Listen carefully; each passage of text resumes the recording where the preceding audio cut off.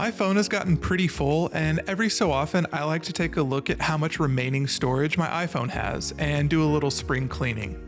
First, let's check how much storage we have on our phone.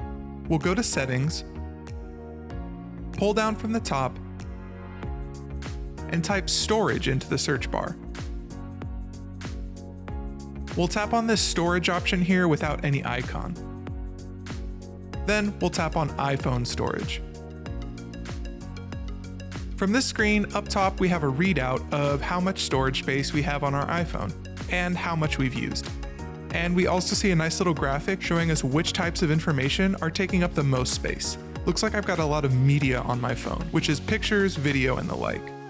Next, we have some recommendations from our iPhone. These recommendations suggest how we could free up some extra space. Right now, my iPhone is telling us that I have a lot of photos, videos, and attachments in my messages, and then I could save almost 3 gigs of space if I delete those. We'll come back to this later. Last, we have a section down at the bottom, where we can see how much space each of our apps is taking up. These apps are ordered with the ones taking up the most space at the top of the list.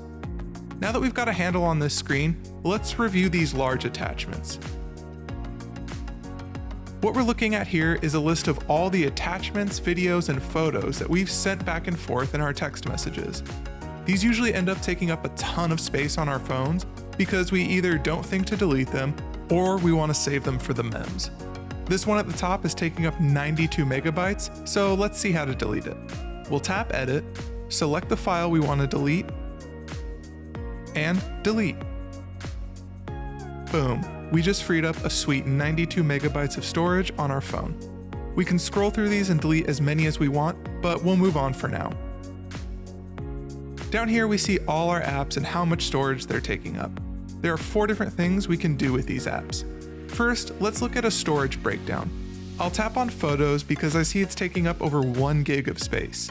Here we see that all the information is in my photos and videos, meaning that I have over 1 gig of just photos and videos. I could go into my Photos app and delete some of those or offload them to iCloud, but I'm not going to do that just now. Next, we can delete app data. Let's look at podcasts for this example. Here, we see the app itself is taking up 21 megabytes. Not bad.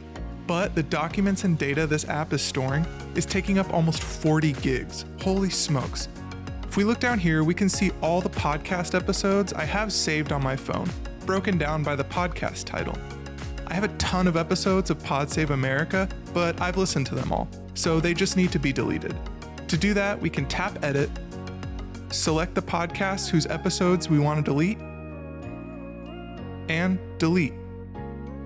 With those 2 taps, I just freed up 10 whole gigs of space. And you know what? I can feel my phone getting lighter already. Let's go back and look at how to delete an app from this page. I've got Pokemon Go here, and I haven't been playing it very much, so it's time to get rid of it. We'll tap here, then tap Delete App. Down at the bottom, we get a message letting us know that deleting this app will also delete all of its documents and data. This action can't be undone. This means if we have any information stored on this app that isn't tied to an account or anything, it's going to be deleted along with the app. Just a heads up. But we'll go ahead and delete the app.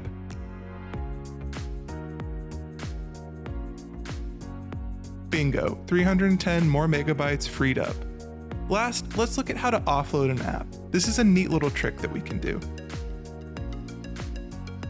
I'll choose TripAdvisor because I was using it to plan my trip to London recently, and I won't be needing it for a while. But I don't necessarily want to delete it from my phone. In this case, we can offload the app, which means it will technically be deleted, but all of our information in the app will be saved.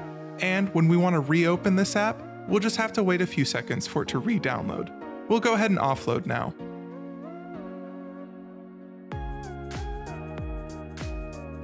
Then, the next time we open TripAdvisor, we'll see it has this little cloud icon to the left of the name.